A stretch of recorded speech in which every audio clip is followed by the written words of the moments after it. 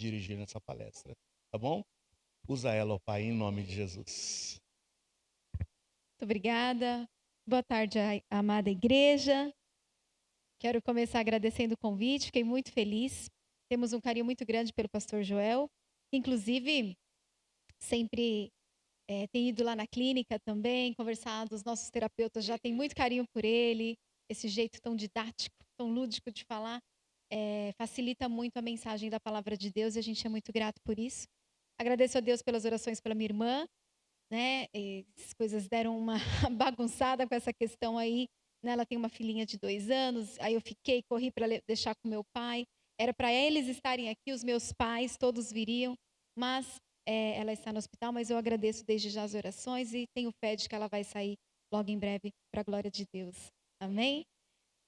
Bom, vamos lá. Tentei pensar algumas coisas em cima deste tema para que pudesse ser relevante aos irmãos.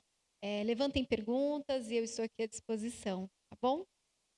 Vou me apresentar, então eu sou psicopedagoga, eu sou analista do comportamento, atuei 11 anos como professora na rede pública, 10 anos como terapeuta infantil, sou supervisora ABA, consultora educacional, professora universitária, sou coautora desse livro que escrevi com uma professora que se chama Da Avaliação ao PEI, e sócia e diretora da Escalada Terapêutica, que é o próximo slide aqui. Essa é a minha irmã, inclusive, a Gabriela. Nós somos irmãs e sócias. Tem 11 anos, vai fazer 12 em julho que nós temos a clínica. Temos uma unidade aqui em Bugaçu, ali no centro, 2 unidades em Itapecerica. E se Deus assim permitir, dia 20 de junho, a gente inaugura uma unidade em Taboão da Serra. Né? São essas as terapias que nós temos. E esse é o nosso Instagram, @clínica escalada terapêutica. Bom? Muito bem, vamos iniciando. Eu quero iniciar dizendo o que está escrito em Salmo 18:30. O caminho de Deus é perfeito. É ou não é? É perfeito. E tudo que fez, tudo ele fez formoso no seu devido tempo, é o que diz em Eclesiastes. A gente abre essa palestra lembrando isso, de que tudo que Deus faz tem um tempo. E este tempo é perfeito. E eu vou trazer este versículo para o contexto do nosso desenvolvimento humano. O desenvolvimento humano, ele tem um tempo para acontecer. Se a gente pegar um bebezinho nessa primeira parte aqui, do lado esquerdo, um bebezinho, ele tem várias etapas para passar, não é mesmo? Então, no primeiro mês ele tem que observar um rosto, reagir a um som, elevar a cabeça, tal, tal, tal. De 1 a 2 meses, ele já tem que ter um sorriso social, abrir as mãozinhas, emitir algum sonzinho, né? No terceiro e quarto mês, já precisa segurar um objeto, já tem que levantar a cabecinha de bruços.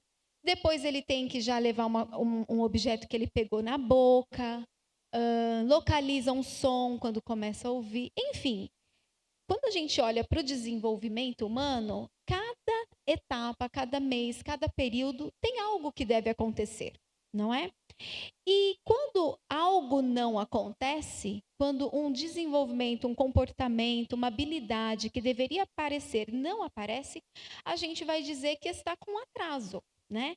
E quando há um atraso em alguma habilidade ou algum comportamento, a gente precisa conversar com algum profissional para entender e às vezes fazer algum tipo de estimulação, algum tipo de intervenção, não é? Isso porque a vida, ela é feita de fases. Quem tem aqui filhinho pequeno, um netinho pequeno, a gente olha e tem aquela fase, mamar no peito, trocar fralda, noite sem dormir, e daqui a pouco isso passa. Mas aí passa esta fase e vem outra. Aí daqui a pouco vem a fase da birra, eu quero, eu não quero, e se joga no chão, e chora. Aí passa. Aí daqui a pouco vem outra, alfabetização, um monte de perguntas, por quê? Porque a vida ela é feita de fases. E eu coloquei ali uma imagem de um videogame, que eu brinco que é como um videogame, que a gente está numa fase, tem a fé que vai passar, mas sabe que vem outra fase, e outra fase, e outra fase. Portanto, nós precisamos estar atentos ao tempo dessas fases. E aí, quando a gente vê, por exemplo, eu que sou da área de reabilitação, né? A gente vê, por exemplo, está escrito que o desenvolvimento da fala deve acontecer por 10 meses nos balbucios, com 1 ano de idade tem que estar pedindo pelo menos 5 coisinhas, com 1 ano e meio fazendo uma frasezinha de pelo menos 3 palavras. Aí, por exemplo, tem uma criança que não está falando isso, ou não está falando nada. Eu vou dizer assim, por exemplo, mas cada criança tem seu tempo. Mas o pai dela era assim. Não, eu preciso olhar o desenvolvimento e entender, estamos com atraso, preciso da opinião de um profissional. Vamos olhar para isso. Então, tudo tem um tempo correto e nós precisamos estar atentos a este tempo, a este desenvolvimento, para que a gente não perca tempo, porque tudo que a gente trata cedo tem mais chances de sucesso. Tudo que a gente trata mais tarde, há algum avanço, mas esse avanço pode ser mais lento, pode não ser tão amplo, não é? E também estarmos atentos em como nós, pais, nos comportamos e estamos sensíveis a cada fase. A criança vai passar por essas fases, mas nós, como pais, vamos passar também. E é preciso que nós tenhamos sabedoria para entender que fase nós estamos e como nós, como pais, também vamos nos comportar em cada fase. É muito desgastante, por exemplo, o início da maternidade. Quem aqui já teve filho sabe, o puerpério é um tempo muito difícil, por exemplo, para a mulher. Mas depois tem outro período difícil. E a adolescência, será que é menos difícil? E o filho adulto? Eu não tenho ainda. É mais fácil, pessoal? Já dá para, né? Não dá. Como pais, a gente tem fases, né? E eu coloquei essa imagem aqui. Então, a gente tem o bebê, a criança, um adolescente, um jovem, um adulto, um idoso. São as fases da vida. E nós precisamos estar sensíveis a cada fase da vida. E entender como eu posso ser um bom pai, uma boa mãe. Como eu posso ser um bom filho, uma boa filha nessa fase da vida. Em que fase eu estou? Quais são essas necessidades? E nós vamos destacar agora algumas dessas fases e algumas dessas necessidades. Vamos falar de um momento ali da primeira infância, onde temos alguns desafios como a birra e a necessidade da atenção. Quem aqui é pai e mãe já não teve aqueles 5 minutos de vergonha com uma birra do filho? Fala a verdade. Todo mundo já teve. Eu também já tive. Já tive. Tenho 2 filhos. Esqueci de apresentá-los, né? Deixa o Joás voltar, eu vou mostrar a Luísa.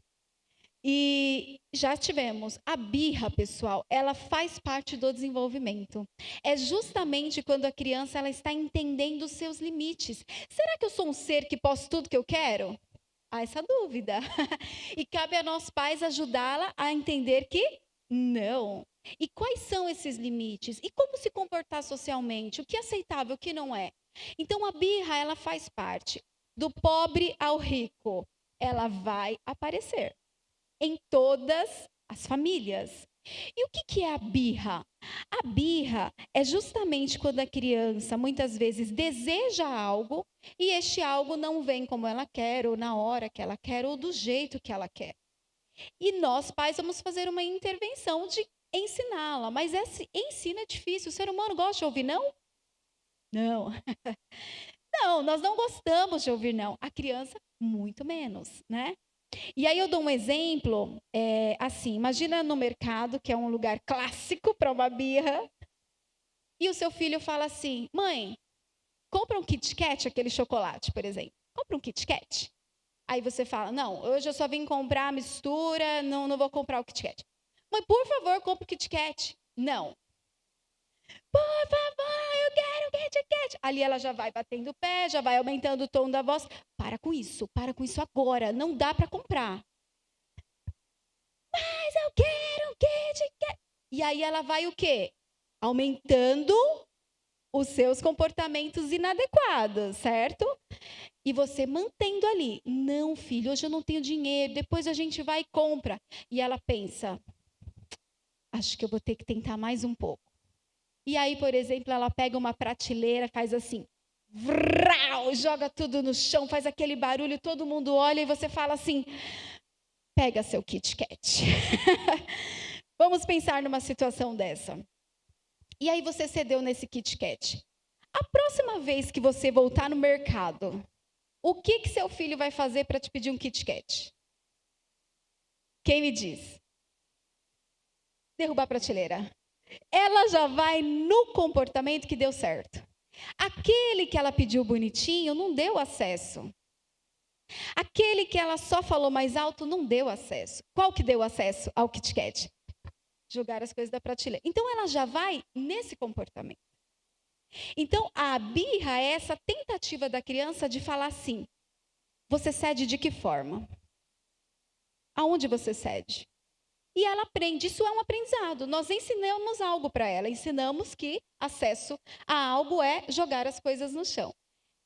Cíntia, mas e aí nessa situação? Vamos falar, eu deveria dar ou não dar? Ela ia quebrar o mercado? É uma situação difícil. É uma situação que requer paciência de quem está ali, calma, mas não deveríamos ceder nesse caso. Filha, vamos fazer um combinado, você quer um Kit Kat? Amanhã eu vou comprar, vamos juntar um dinheiro, a gente vai na semana que vem.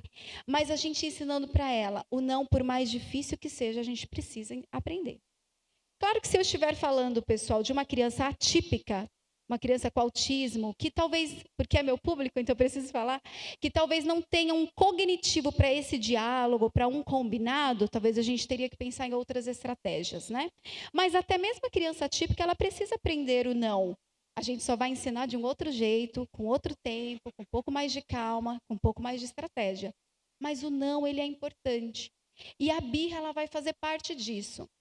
Alguns até falam, será que é uma crise? Qual que é a diferença da birra e da crise? Quando a gente está falando em crise, geralmente a crise vai ser mais as crianças atípicas, os autistas. A crise é quando a criança está nesse momento de nervoso, mas, por exemplo, se não é crise, eu falo assim, tá bom, você quer o Kit Kat? Pega. Aí ela faz assim, enxuga e pega o Kit Kat. Porque ela está totalmente consciente, ela sabe o que ela está fazendo ali e o que ela quer. Quando a gente está falando de crise, essa consciência já foi. Uma criança em crise mesmo, se você disser, pega o Kit Kat, ali ela já não quer. Ela já não te ouve, ela não consegue se acalmar. E aí a gente só pode realmente pensar em tirar desse ambiente, acalmar, acolher e depois ensiná-la de uma forma mais adequada. Né? Então, muitas vezes não é crise, é só uma birra mesmo. Ele está testando até onde eu vou e até onde você vai, não é? Uma outra questão que aparece muito é a falta de atenção. Mas antes de falar da questão da exigência por atenção, eu trouxe aqui, ainda falando de birra, algumas dicas práticas para que a gente possa lidar com esse momento tão difícil da birra, que para nós pais é tão desafiador também. Primeira dica, tenha a palavra. E aí nós vamos para Mateus 5,37. Seja, porém, o vosso falar sim, sim e não, não. Cumpra aquilo que prometer. Então, para você cumprir o que prometer, você tem que tomar muito cuidado com aquilo que você está prometendo. Então, olha, filho, se você vai no mercado, fica direitinho, eu vou te dar um Kit Kat. Cumpra. Se ficou quietinho, cumpra. Mas se ele não cumpriu o seu combinado, cumpra o seu, que era não dar. Parece óbvio, mas a gente cai muito nisso, de ceder muitas vezes, né? E esse cumprir, inclusive, quando for coisas negativas, a gente tem que tomar cuidado. Eu já vi, sabe, falas assim, se não parar, eu vou pegar o chinelo, eu vou bater em você aqui mesmo. Você vai fazer isso? Não, você não vai bater na frente das pessoas. Então, não promete aquilo que você não tem condições de cumprir. A criança vai perceber tudo isso, ela vai entender esse contexto todo. Então, a gente precisa ter muito cuidado sobre aquilo que a gente combina, sobre tudo aquilo que a gente fala. E seja firme. Sim é sim, não é não. Aqui está a Luísa, dá oi aí, Luísa, para o pessoal. Ela tem 9 anos. E às vezes eu falo alguma coisa, ela insiste, aí o que a mamãe fala? Eu não vou mudar de ideia. Não fala assim, filha? Eu não vou mudar de ideia. Não adianta você pedir mais 10 vezes. Eu não vou mudar de ideia. É sobre isso, né? E é importante para a gente cumprir essa palavra, né? Firmes naquilo que nós combinarmos. Ensine e reforce boas palavras e bons comportamentos. Provérbios 16, 24. As palavras agradáveis são como favo de mel. Às vezes a gente acha que algumas coisas são aprendidas naturalmente, ou a criança já deveria saber. Não, a gente precisa ensinar todas as coisas. Um exemplo que eu vou dar do que eu estou querendo dizer aqui, às vezes em casa, o Benício tem 5 anos, ele desceu para a salinha, né? E às vezes, por exemplo, ele estava nervoso com alguma coisa e falava de um jeito rude com a Luísa, né? Ah, Luísa, sai daqui, alguma coisa assim. E aí eu falava assim, eu poderia fazer o quê? Duas atitudes nessa situação. Uma, só brigar com ele. Pode parar, não é assim que se fala. Coisa feia. Eu não estou errado em falar assim. Mas você precisa lembrar de uma coisa. Eu corrijo a criança num momento e ensino no próximo. Eu não só digo você está errado nesse comportamento. Eu digo você está errado e você deveria agir de que forma? Às vezes parece óbvio. Benício, não é assim que você fala com a Luísa. A Luísa é um amor da minha vida. Eu falava assim, filha. E a Luísa merece ser bem tratada. Fala para ela, licença, por favor, repete. Licença, por favor. Tudo bem, não precisava ser com muito sorriso, ele estava aprendendo, não estava muito feliz. Mas eu preciso ensinar as boas palavras. Não é assim. Fala para ela agora uma coisa carinhosa. Não faço isso, Luísa? Não é assim que fala com ela. Ela merece ser bem tratada. Fala uma coisa carinhosa. E ela com ele também. Como é que você está falando com ele? Não, não é assim. Fala uma coisa carinhosa. Você não sabe falar? Vou te dar um exemplo. Diz para ela, você é o melhor irmão do mundo. Você é o melhor irmão do mundo. Nós precisamos ensinar as palavras doces, as palavras afáveis, né? Quando a gente trabalha lá com os autistas, as nossas crianças de inclusão, a gente muitas vezes tem que ensinar tudo isso. Como eu digo, como eu cumprimento, para os nossos filhos também. Não é óbvio que ele saiba que tem que tratar com carinho se muitas vezes eu não ensinar isso. E é natural, porque nós já nascemos no pecado, a Bíblia diz, é natural, a gente tem uma grande tendência a se comportar mal. Isso aí não precisa ensinar, mas o correto muitas vezes a gente precisa ensinar. Outra, combine antes o que irá acontecer, o que pode e o que não pode. Essa dica é de ouro. Combine antes. Sabe essa história do Kit Kat? Já combina antes de mercado. Filho, deixa eu te falar, a gente vai no mercado, eu vou comprar mistura e hoje eu não consigo comprar nada para você. Tá? O dinheiro está curto, o cartão está apertado, mas numa próxima eu vou. Combinado? Ou então hoje eu não posso comprar um Kit Kat, mas faz o seguinte, você pode escolher a música hoje no carro para a gente ouvir junto, para a gente ir para lá?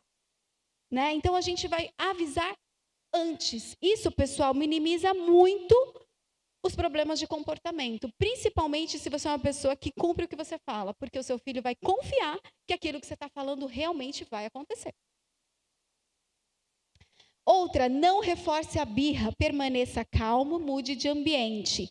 Não reforçar aqui que eu estou dizendo seria igual o exemplo que eu dei, não ceda numa hora de birra. Cuidado, porque nessas horas, ou ele insiste muito, sabe? Mãe, posso ver o celular? Agora não. Mas mãe, ai, vai. Ele vai usar essa mesma estratégia todas as vezes. Então, seja firme. Outra, seja modelo. Seja você calmo. Seja você paciente. Você educado. Tito 2 diz, seja você mesmo um exemplo. No ensino, mostre integridade e seriedade. O que é ser íntegro? É ser coerente, transparente do seu modo. E sério, nós estamos educando, né? Isso é tão sério. Então, seja você calmo. Esses dias, eu recebi na clínica uma mãe e ela estava se queixando algumas coisas do comportamento da filha e de que na escola ela foi chamada porque a filha gritava muito com as amiguinhas. E isso estava deixando as amiguinhas chateadas, tal. E aí, eu conversando com ela, eu falei, mas e de onde vem esse modelo? Por que ela grita assim? E aí, ela me disse, tá, eu confesso, eu acabo gritando muito com ela. É modelo, não tem jeito, as crianças elas vão reproduzir aquilo que a gente vai fazendo, né? Então, se eu falo, esse menino é muito estressado, grita muito, é a hora da gente pensar, não seria eu assim? Não seria um reflexo de mim? Será que eu estou sendo um modelo de alguém calmo? Então eu digo assim, você tem que ver esse menino. Se ele não consegue encaixar um Lego, já fica todo nervoso. Se a internet acaba, ele fica todo nervoso. Mas quando você está no trânsito e você é fechado, você reage como? Às vezes igual uma criança. Fica nervoso, já quer descer. Que modelo você está dando? De que mediante um problema, uma frustração, eu fico nervoso, eu tento bater, eu xingo, eu não sei o quê. Eu estou dando modelo. O tempo todo nós ensinamos, meus irmãos. O tempo todo a gente ensina. Resta saber se é um ensino adequado ou inadequado. Mas o tempo todo nós estamos ensinando. Concordam? Vocês concordam comigo que o tempo todo a gente está ensinando e que o tempo todo eles estão aprendendo? Resta saber o quê, não é? Por último, passada a situação, retome, oriente sobre como foi e como deve ser. Foi no mercado aquele estresse, foi caótico, fiquei nervoso, chegamos em casa, passou, a adrenalina baixou para você mesmo. Filhão, vem cá, conversar sobre o que aconteceu no mercado. Filho, é isso. Retoma, oriente naquilo que foi errado, diga onde ele errou, mas não esqueça da segunda parte. Diga como ele deveria ter feito, como você deveria ter reagido. Deixa ele dizer, para que você possa intervir no que ele está falando, no que ele elabora como correto. E ali você vai mediando a situação. Tá certo? Faz sentido, meus irmãos?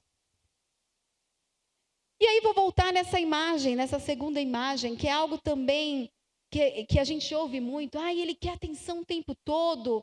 Nossa, me chama o tempo todo quer conversar, quer ver. Por que tanta necessidade de atenção? Vamos refletir um pouquinho sobre essa parte? E aí, para refletir, eu queria ir para essa palavra atenção. Atenção. Se a nossa família pessoal, meus irmãos, é a escolha e prioridade, o que então está roubando essa atenção? Essa atenção que o meu filho cobra, essa atenção que eu preciso dar, o que está roubando essa atenção? Eu sou formada em psicopedagogia, eu lembro de uma aula de uma professora que ela ensinava para a gente assim, pessoal, não existe essa coisa de dividir a atenção. Tem gente que diz assim, eu consigo cozinhar e falar no celular. Ela falou assim, o nosso cérebro não tem capacidade de fazer 2 atividades ao mesmo tempo. Aí a gente falou, mas como, professora? Por exemplo, eu consigo dirigir e ouvir música. E ela disse assim, porque uma delas é uma atividade automática. Você faz no automático. Mas se algo aparecer, então, por exemplo, você dirige e fala no celular.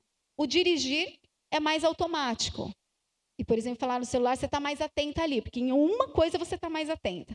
Você vai tranquilo, se o caminho estiver tudo certo, mas se algo aparece na sua frente que você não estava esperando, a chance de você bater é grande, porque saiu do automático e você não estava com atenção, né?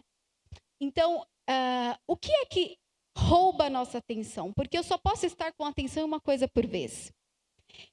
E aí eu coloquei, muitas vezes é o celular, ou não. O notebook, a tela, eu diria que hoje é o recorde. Estou errada? Concordam? Muitas vezes é o celular, a TV, o notebook, o tablet. E hoje, meus irmãos, o celular, as redes sociais, elas têm um propósito claro. A nossa atenção. A nossa atenção hoje, ela vale ouro, dinheiro, likes, visualizações, vendas. Você está vendo... Agora a Bíblia, eu tenho a Bíblia no celular também, mas antes de entrar o versículo, tem um quê? Uma propaganda, não tem? Tem. O que eles disputam de nós? A atenção. A nossa atenção, pessoal, é algo disputadíssimo hoje em dia. É algo que todos querem. O comércio, as lojas, todos querem a nossa atenção. Precisamos, então, lutar. E aí eu pus vírgula, lutar mesmo. Para saber lidar com o celular. Vigiar o nosso uso e o uso da criança. É muito difícil porque o celular, pessoal, ele é feito para ser algo que nos prende ali por muito tempo. O celular, ele dá acesso a nós a muitas coisas. Então, é gostoso estar no celular. Eu tenho celular, é claro que é gostoso. E é um exercício de baixo custo, você só faz isso aqui, ó. E aí vem coisas novas, e informações novas e tudo mais. Mas isto rouba a nossa atenção. Quando você mal percebe, você ficou 2 horas no celular e não parece, porque as informações vão sendo revistas a cada tempo. Eu vou trazer alguns dados, eu gosto muito de dados, de ver estatísticas, eu acho que elas nos ajudam a entender mais o problema, ou enfim. E eu trouxe alguns dados. Uma pesquisa, meus irmãos, realizada em 2015 pela empresa Oficina Sofia, com brasileiros de 7 a 12 anos, mostrou que 62% das crianças nessa faixa etária acessam uma rede social. Falamos de mais de metade. 65% disseram não ter regras ou tempo determinado para acessar. Então, as nossas crianças estão ativamente neste aparelho, nessa internet. Uma outra pesquisa de 2018, 3 anos depois, com mais de 2.000 pais, da Panorama Mobile Time Opinion Box, diz que quase todos os que tinham filhos entre 10 e 12 anos já ouviram pedidos das crianças por ter um smartphone próprio. Crianças pedindo para ter seu próprio celular. 72% delas já conseguiram um aparelho só seu. Até mesmo crianças de 4 a 6 anos, 1/4 delas já tinha seu próprio aparelho. E a mesma pesquisa identificou que metade dos pais estava insatisfeita, pois achavam que os filhos usavam o smartphone mais do que deveriam. Um pouco contraditório, não? Mas elas estão com muito acesso. E elas também têm essa atenção roubada. Roubada em quê? Roubada para quê? E a grande pergunta é, enquanto ela está no celular, o que ela está deixando de fazer? 2 horas no celular, ela poderia estar fazendo o quê ao invés de estar ali? O que nós estamos trocando, entende? Algumas dicas para essa questão da atenção do celular. Se possível, meus irmãos, ao chegar em casa, tenha um lugar adequado para deixar o seu celular. Deus é organizado, Ele gosta das coisas organizadas. Tudo tem o seu tempo, tudo tem o seu lugar.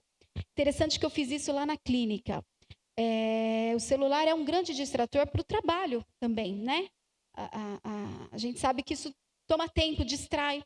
E aí a gente estava olhando, puxa vida, às vezes o pessoal está se distraindo no celular. E a gente comprou aqueles suportes de colocar controle remoto, ar-condicionado, sabe? Colocamos na parede e dissemos, você precisa do celular, às vezes eles precisam tirar uma foto, pedir ajuda, mas vamos entender que ele tem um lugar para ficar? É ali, é no suporte. Então, é uma dica interessante, porque quando está aqui, ó, fica muito fácil. Então, eu estou atendendo, por exemplo, aí chegou uma mensagem, eu já olhei, meu pensamento desvirtuou. É quando o pastor está falando, aí você vai olhar, amém. A Sandra mandou, o que a Sandra... Já foi sua atenção, você já perdeu o raciocínio, não é? Então, uma dica, tenha um lugar para o seu celular estar na sua casa. Seja exemplo, não ficando demasiadamente no celular. Vamos ser exemplos antes de tudo, né? Instale aplicativos com tempo e controle de acesso. Hoje em dia tem muitos aplicativos para isso, para a gente controlar, ver quanto tempo e o que eles estão assistindo. Tenha momentos para brincar ou ficar junto com seu filho, de preferência sem telas. Às vezes tem assim, ô filhão, vamos fazer uma coisa junto sábado? Vamos assistir um filme? Ah, não vale. Não vale. É sentado, é tela. Não vale ser tela. Vamos fazer uma coisa sem telas. Coloquei alguns exemplos, brincar de quebra-cabeça, de Uno, vamos brincar de desenhar, vamos ter jogos, tem aquele cara a cara, tem outro que você põe a palavra aqui, a Luísa adora isso. Você põe um chapéuzinho aqui, tem uma palavra aqui, e você tem que adivinhar o que está no chapéu do outro, que ele não está vendo, ele no seu, um monte de coisa, vai na loja de R$1,99, faz a festa, e a gente foge, pessoal, das telas, dessa coisa fria, dessa coisa sozinha, e promove momentos de interação, momentos lúdicos, de risada. Converse com o seu filho. Como foi seu dia? Filho, quais seus sonhos? Ô filho, do que você tem medo? O que te dá raiva? Quais seus planos? O que você acha que é a vida, filho? Converse com ele sobre Deus. Filho, quem é Deus? O que você entende de Deus? O que você entende de céu? Você já perguntou isso para o seu filho? A gente se surpreende com as respostas. Mas, Cíntia, quando que eu faço isso? Mas como que eu faço isso? E a Bíblia nos ensina, a Bíblia responde lá em Deuteronômio 6. A gente conversa com ele, sentado em casa, repete comigo, sentado em casa, andando pelo caminho, ao deitar, ao levantar. em todo o tempo. E esse versículo, pastor João, me lembro do senhor quando eu li esse versículo. Tem a musiquinha, né? E andando pelo caminho, e andando pelo caminho. E aí o pastor João uma vez contou uma história e gravou na minha cabeça. Toda vez que eu ouço essa música, eu vejo esse versículo, eu leio no pastor. Ou seja, o tempo todo. Vai deitar, vai levantar. E eu trouxe aqui algumas sugestões, inclusive, que eu uso com os meus filhos de devocional, para fazer com eles à noite. Para nós, na nossa rotina, principalmente ao deitar, é um momento muito bom.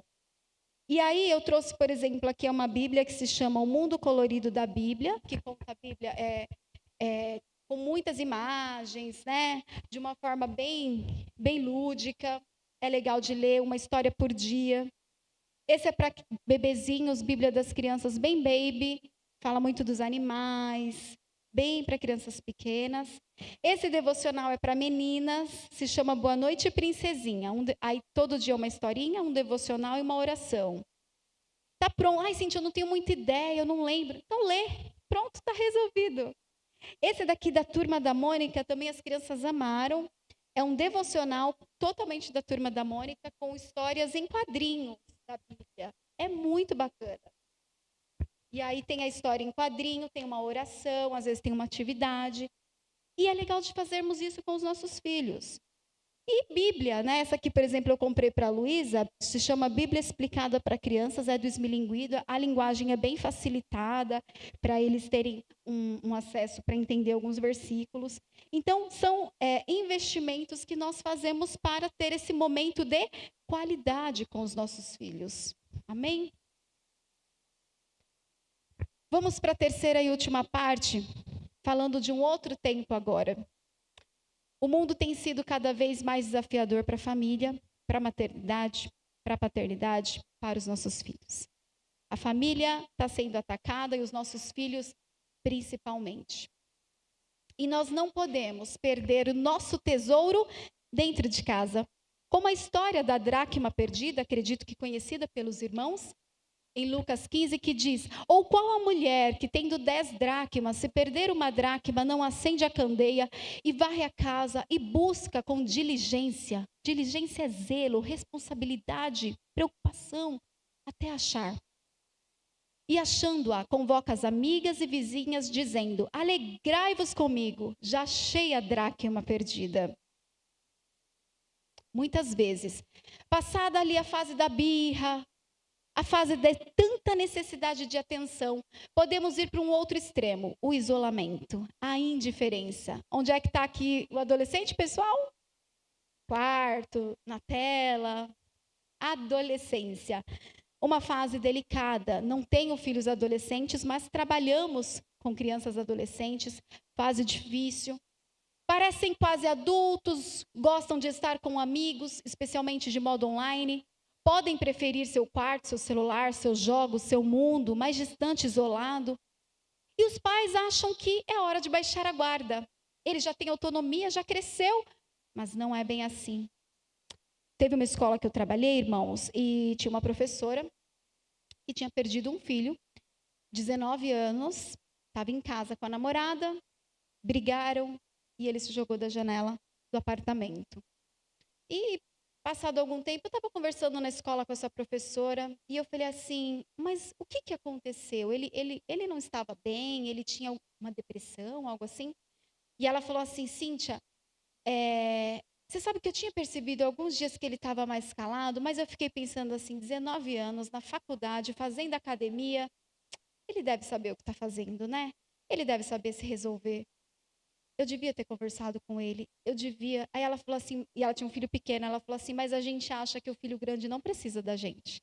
E aquilo me marcou, né? Porque ela falou, eles precisam até mais. Ela falou, eu acho que ele precisava até mais. Infelizmente, nesse caso, foi tarde, né? Mas há esse pensamento de que o filho adolescente ou jovem já está resolvido. Vamos olhar para alguns números? Olhem só. Que interessante esses dados que eu trouxe. A pesquisa com a TIC Kids online, ouviu entre outubro de 18 e março de 2019 3 mil famílias brasileiras com filhos entre 9 e 17 anos.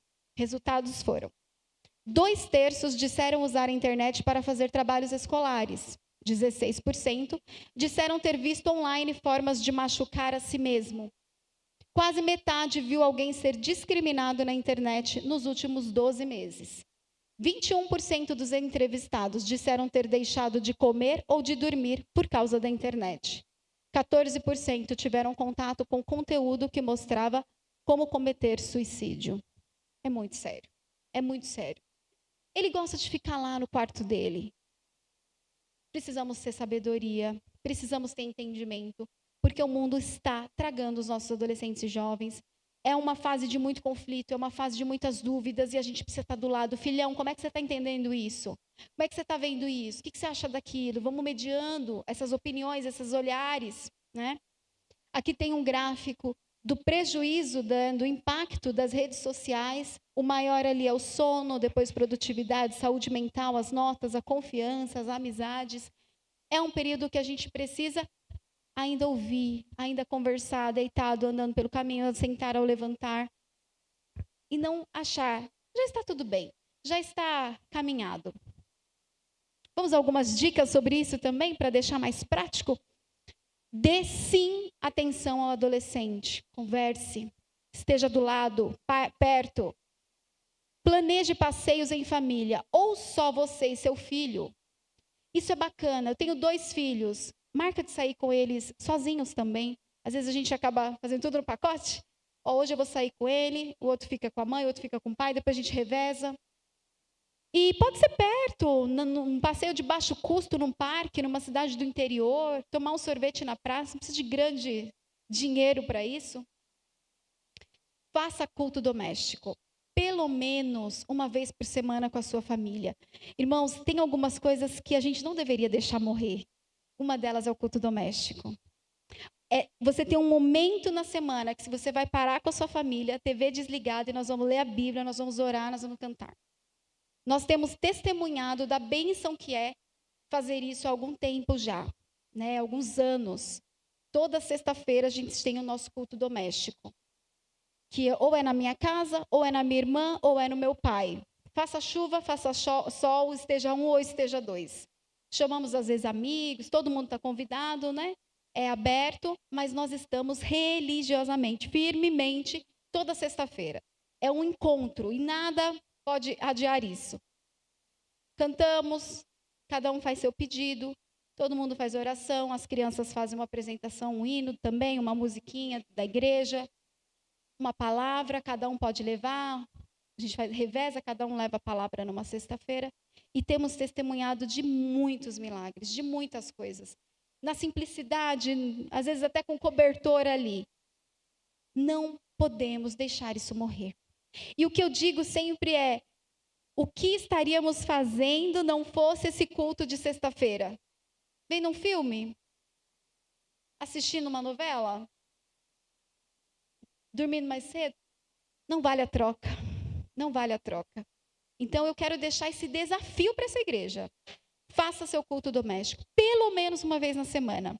Pelo menos. Você vai ver que bênção, que edificação para a sua família. Próximo, assista a filmes instrutivos e edificantes. Irmãos, cuidado com os filmes. Cuidado, os filmes, todos eles têm propósitos. E a gente precisa ter muito entendimento para direcionar os nossos filhos. Precisa fazer com que eles selecionem filmes. Mas existem filmes bons. Dá um Google aí, filmes para família, filmes sobre família, filmes edificantes, filmes religiosos. Tem conteúdo bom também para a gente poder aproveitar em família. Conheça os amigos do seu filho, convide eles para uma refeição na sua casa. Ô filho, fala domingo para os seus amigos virem aqui, eu vou fazer hambúrguer para vocês. Mãe, vou. Irmã, vamos aproveitar, ver como é que eles são, o que eles conversam, o que eles falam. E mais que isso, para a gente influenciar. Vamos comer hambúrguer? Vamos. Pessoal, a gente aqui faz uma oração antes. Vocês podem abaixar a cabeça? Oração? Dá modelo. Alguns vão falar assim, nossa, isso existe? Que bacana. Nossa, aqui eles se respeitam. Nossa, ninguém falou um palavrão até agora. A gente não precisa só ter influencers na internet, a gente pode ser o influencer, a gente precisa ser o influenciador. Eu não vou pôr filho no mundo, o mundo está difícil. Pensamento errado, ponha filhos no mundo para influenciar esse mundo. Ponha filhos no mundo para ensinar para esse mundo os valores cristãos e como devemos nos portar. Seremos influenciadores, não influenciados. E que a gente possa embutir isso nos nossos filhos. Chama seus amigos aqui. Vamos influenciá-los, vamos mostrá-los um jeito de viver. Envolva seus filhos em tarefas domésticas. Faça uma receita juntos, meu marido ama fazer isso. Com as crianças, ele gosta muito de cozinhar. Organizar as roupas, tirar o pó, jogar o lixo. Vamos participar, vamos fazer. Pode ser com mesada, para incentivar mais ainda. Vamos participar. E conversem, se conectem. E já finalizando, meus irmãos, precisamos cuidar da nossa casa, da nossa família.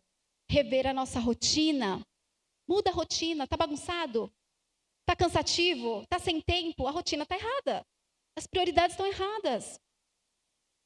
Reveja o uso do celular, da TV. Todo dia tem que assistir TV. Eu falo por testemunho, tem vezes que a gente não liga a TV. Eu estou falando de coração. 2, 3 dias que não tem TV. A gente precisa vigiar, lutar. Mãe, posso ver TV? Pega lá o quebra-cabeça, vamos montar um pouquinho. E eu cansada. Tem que lutar. Não é brincadeira, não é fácil.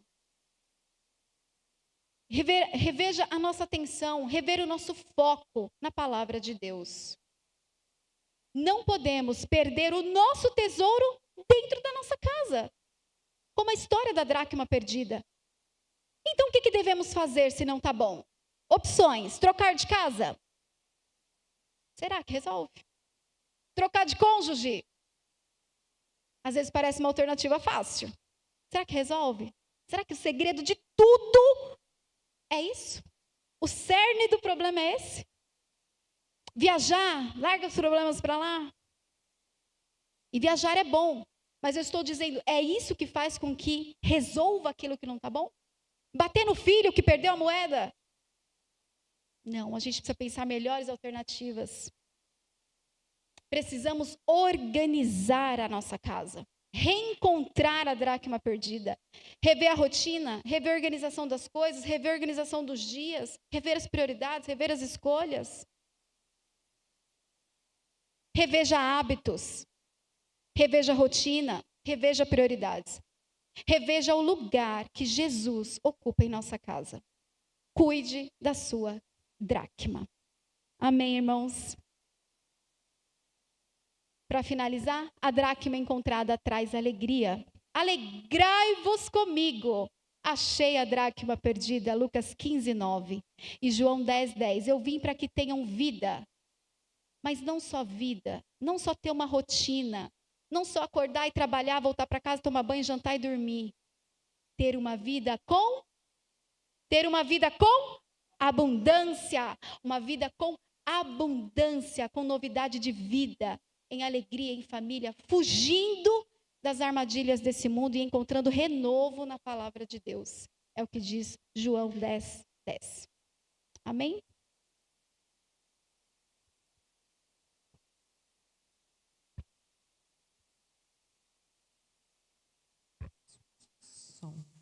Amém, irmãos? Amém. Quantos foram edificados por essa palestra? Amém. Amém, né? Começar em mim. Muito bom. Quem dera que todos os pais pudessem ouvir uma palestra dessa, né? Eu trabalhei muito tempo com crianças em escola e a maior queixa que eu sempre recebia eram dos pais, né? Falando, ai, meu filho, meu filho, meu filho. Sim. Mas poucas vezes a gente olha para nós mesmos, né? Às vezes o problema do seu filho não é só a birra. Às vezes nós não estamos sabendo lidar com os nossos próprios problemas e a gente acaba influenciando essas crianças e adolescentes, né? Agora a gente vai ter um tempo de perguntas. Então, caso você não queira falar, tenha vergonha, o pastor vai passar uns papéis, caneta, você pode anotar a sua dúvida para a Cíntia responder, ou também pode levantar a sua mão, né? Mas, para já ir iniciando essa rodada, referente a essa questão comportamental mesmo, né? Tanto das crianças e quanto dos adolescentes.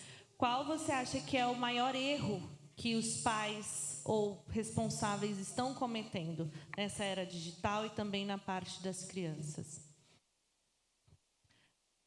Tanto do isolamento, o maior erro que a gente, como pai, às vezes a gente comete e não enxerga que está cometendo. Eu diria, a gente permeou um pouco na palestra, mas eu diria que principalmente essa falta de conexão. A gente achar que, de alguma forma, as coisas vão fluir naturalmente. Pode ser que aconteça, porque o seu filho ele está aprendendo o tempo todo, mas pode ser que o professor dele seja a escola, a TV. É a gente não ocupar o lugar que Deus manda ocupar de pai. A Bíblia diz que a gente deve ser como pais, como um guerreiro que tem uma flecha que lança. Mas a gente precisa preparar esse guerreiro, preparar essa flecha. Então, eu diria que o foco está nessa conexão, em não achar que é natural, ensinar, pegar na mão, olhar, acompanhar. Eu diria que é um caminho. Sim. E como que a gente pode equilibrar esse afeto, essa conexão e com essa disciplina também que tem que ter? O exemplo, sem dúvida, é o começo. Porque mais do que eu falo, é o que eu faço. Teve uma outra mãe, conversei recentemente, falando, ela não está obedecendo. Mandei ler um livro. Falei para ela que se ela ler, até falei, se ela lesse, eu deixava ela pintar o cabelo da cor que ela queria. Nem pegou no livro. Eu falei, só para eu entender, é um costume na sua casa ler livro? Ai, não. Ai, tem tanto tempo que eu não leio livro. É difícil. Seu filho não olha você fazendo isso. Eu, por exemplo, eu tenho lembrança, mas assim, comum, de todos os dias meu pai ler a Bíblia. Então, é muito fácil dele dizer para mim, leia a Bíblia, porque ele lê. Agora, ninguém lê e você diz, tá vendo como ele é... Né? Então, eu acho que o exemplo, ele, como diz uma frase, né? Não é um versículo, mas o exemplo fala mais que 1000 palavras. Né? Alguém tem alguma pergunta, alguma dúvida? O Matheus vai te dar o microfone ali. Ó. Tá ligado? Boa noite, tudo bem? Boa noite. Eu sou o Gustavo. A dúvida é a seguinte. Quando é possível identificar uma criança teoricamente normal, que não tem nenhum laudo, ela tem crise. Quando eu sei que é algo até normal ter uma crise de uma criança sem nada identificado, tem um padrão. Pode acontecer uma criança normal ter crise, certo? Você consegue entrar um pouco mais a fundo nessa parte, por favor? Claro, claro. Como eu falei, a birra, ela é totalmente normal. Todas as crianças vão fazer birra, gente, todas. E se não fizer, chama atenção. Muito quieto, muito bonzinho, não briga por nada, também não é bom. Precisava dar uma olhadinha. Quando que uma criança típica, normal, né? Normal a gente vai dizer típica, pode ter uma crise de nervoso, de choro? Pode. E isso não tem nada. Se isso a gente está falando de uma vez, duas, vamos dizer umas 3 vezes, espaçadamente, pode acontecer, as nossas crianças estão muito sobrecarregadas, muita informação. Não, Cíntia, está frequente.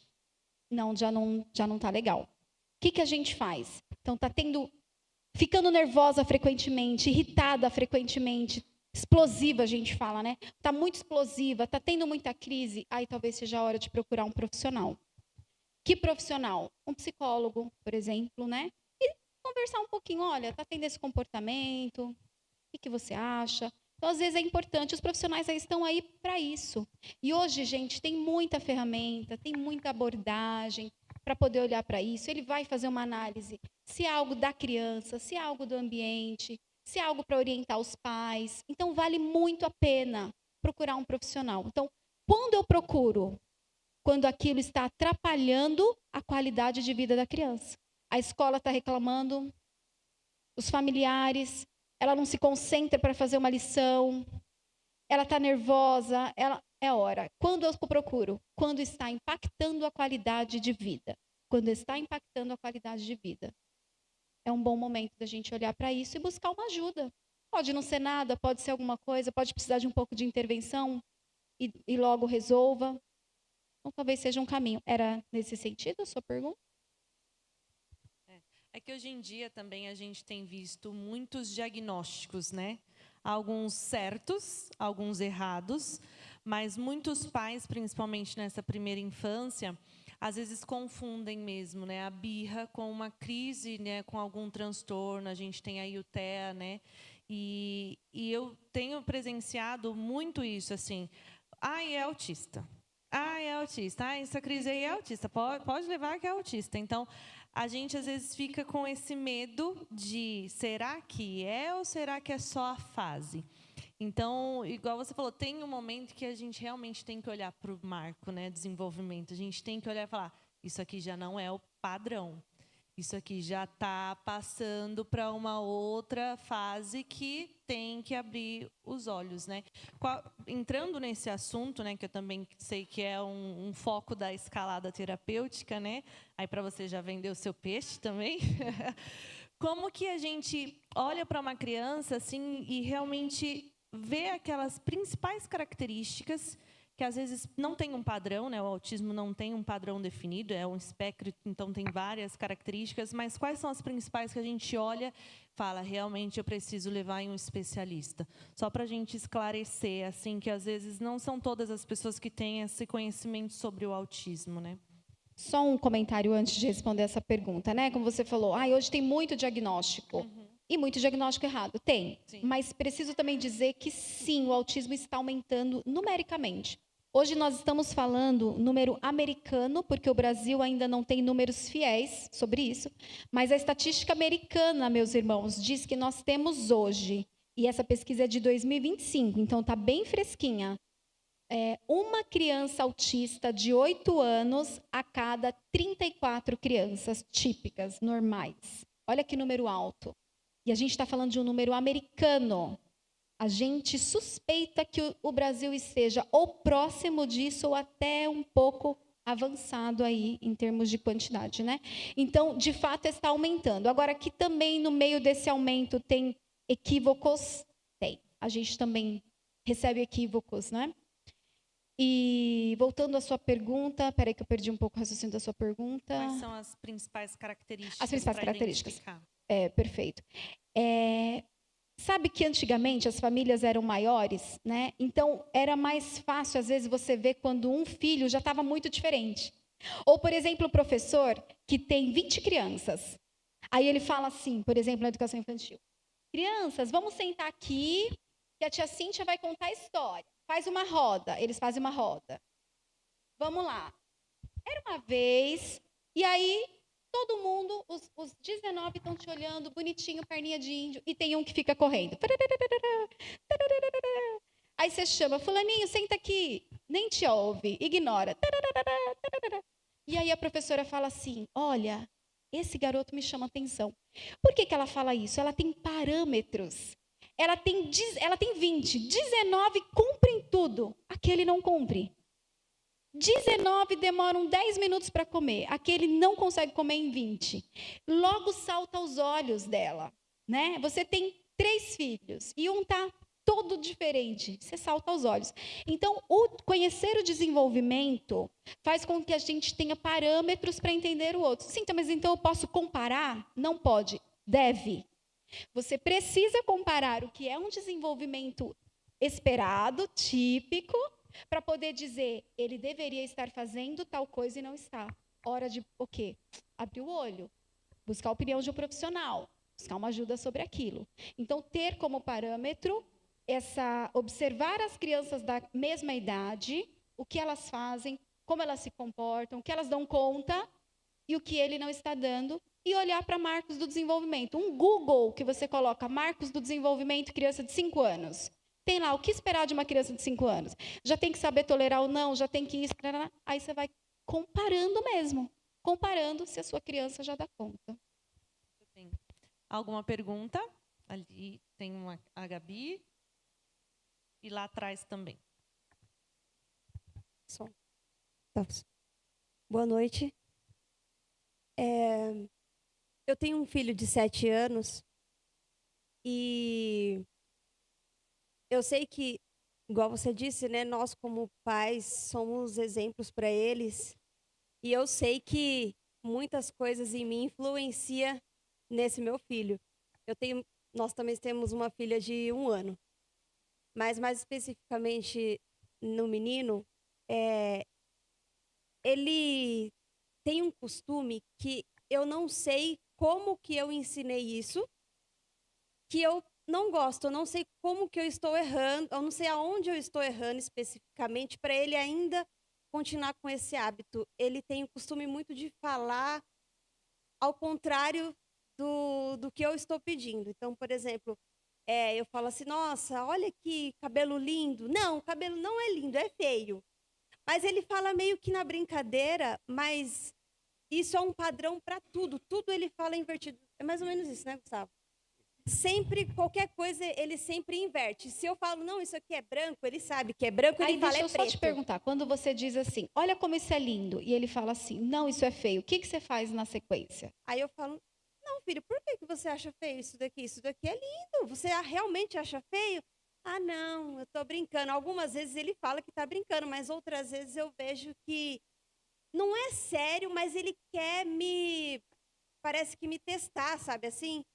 E infelizmente eu caio no que você até exemplificou aí, eu acabo não tendo sabedoria para lidar.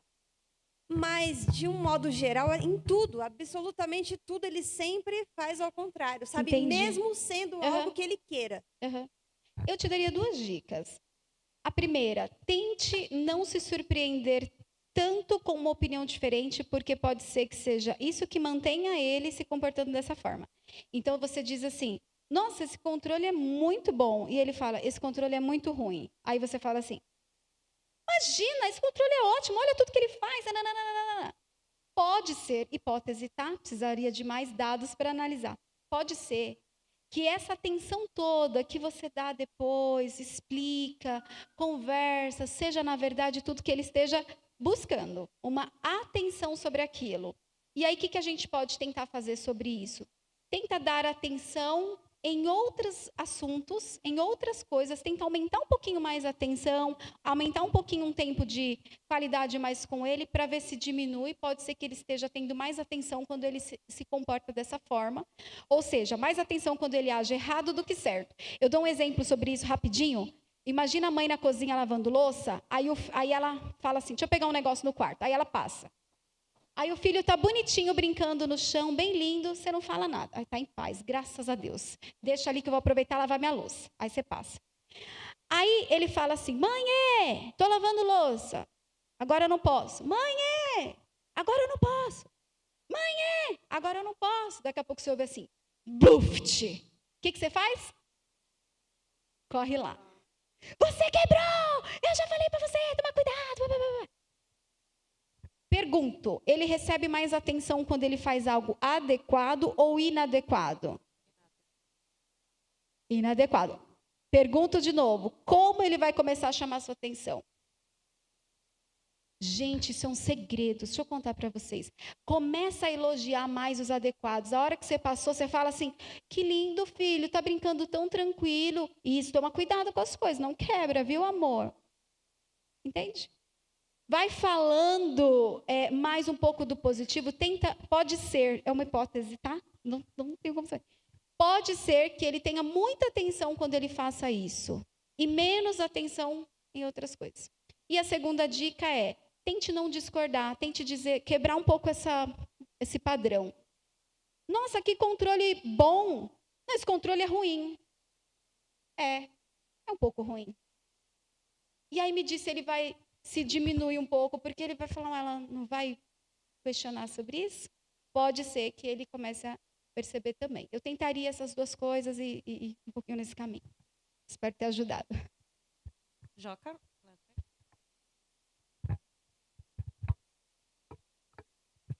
Boa noite. Meu nome é Joaquim. E eu quero fazer uma pergunta, não só da criança, mas da criança até o adolescente. Eu, nessa pouca idade que tenho, já vi as 2 fases e continuo vendo. O que fazer quando alguém quer vencer os pais pelo cansaço? Isso a criança ou o adolescente. Porque às vezes eles querem alguma coisa, a gente acha que não pode, e eles fazem a birra, que já foi falado aí, mas eles querem fazer até alcançar o objetivo deles. Eu acho que aumentar a previsibilidade. O que é previsibilidade?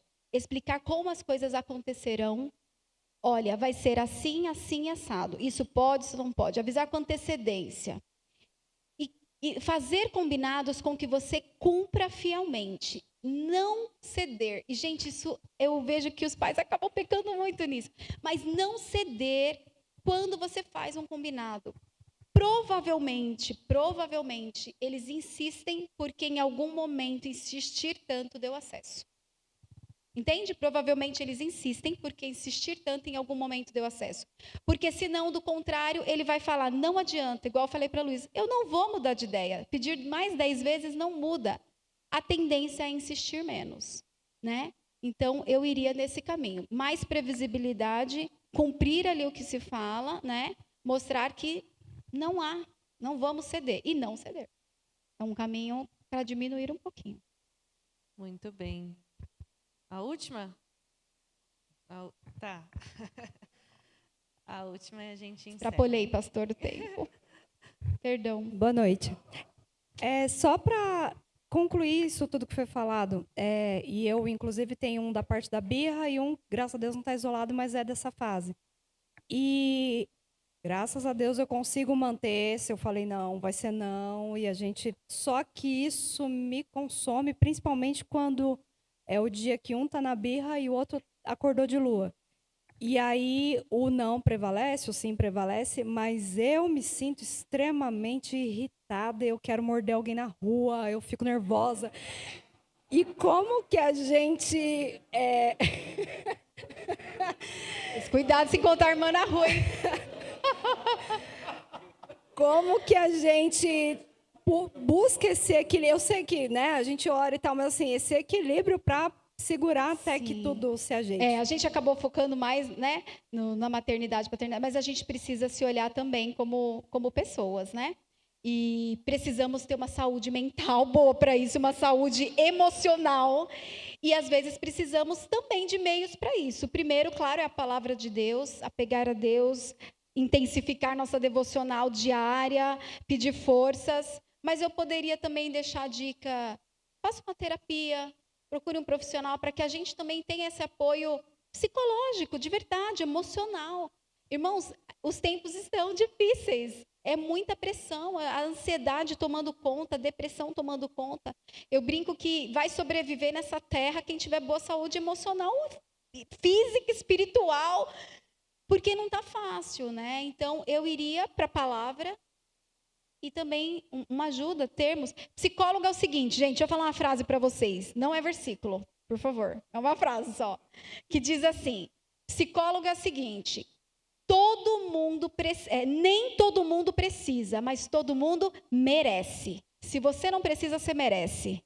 Porque trabalha todas essas questões. A gente tem um momento da semana para falar, organizar nossos pensamentos com um profissional que vai saber o que fazer com essa informação, vai nos ajudar a organizar nossa mente, também é uma boa alternativa, né? Intensificar a palavra de Deus, pedir a Deus forças.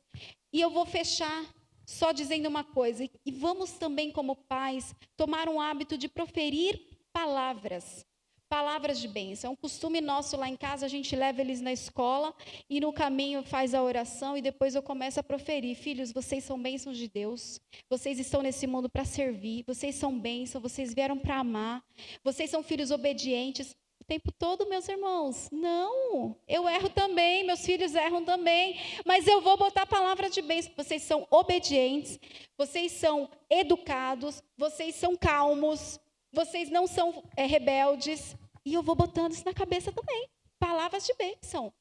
Eles são o tempo todo? Não, mas eu vou colocar na cabeça dele que vocês são. Eu só sei, pessoal, que uma nota de R$2 é falsa se eu conhecer a verdadeira. Ele só vai saber identificar que ele está sendo desobediente se ele souber o que espero dele como obediência. Profira todos os dias, de noite ou de manhã, palavras de bênção na vida dos seus filhos. Diga que eles são bênção do Senhor, que eles são amados por você, amados pelo Pai. E a gente vai fazer com que eles acreditem nisso. Porque quando alguém tratar eles diferente, eles vão dizer, não é assim que eu sou tratado. Não é esse tratamento que eu mereço. Não é esse tratamento que eu estou acostumado. Né? Então, um pouco que a gente Pensou? Irmãos, não tenho uma família perfeita, não tenho uma maternidade perfeita, estou aprendendo com vocês e só quis compartilhar um pouco do que a gente tem vivido, mas estou na mesma guerra espiritual, na mesma caminhada e vamos vencer. Amém? Vamos vencer, se Deus quiser. Muito obrigada, Deus abençoe. Amém. Muito obrigada. Eu que agradeço o Cíntia. convite. Que Deus Muito obrigada. abençoe sua vida, Amém. sua família, sua Amém. clínica que acaba sendo ministério Sim, também, né? é o que a gente busca ter esse propósito. Sim. Desculpa, pastor, passei muito do tempo, perdão. Eu vou pegar uma pequena lembrancinha. Isso. Foi gostoso ou não foi? Foi bom. Você que chegou um pouquinho depois do horário, talvez perdeu algumas das partes, mas foi transmitida a nossa palestra. Depois você pode ir lá, assistir tudo de novo, pegar todos os conselhos que foram dados. E eu fiquei preocupado aqui quando a Paula falou, eu falei, ela morde quem? O Douglas